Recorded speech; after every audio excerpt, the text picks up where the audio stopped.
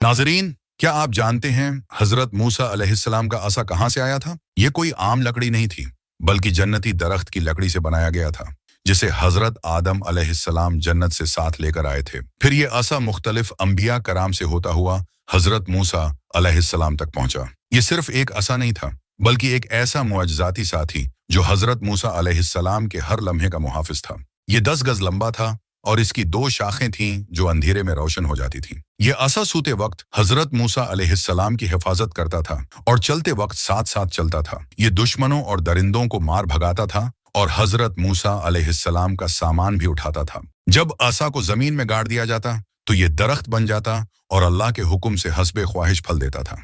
और फिरौन के दरबार में यही असा अल्लाह के हुक्म से अजदहा बन गया और जादूगरों के सारे सांपों को निगल गया। ये वही असा है जिसके जरिए हजरत मूसा अलैहिस्सलाम के अनगिनत मुअज्जात जाहिर हुए।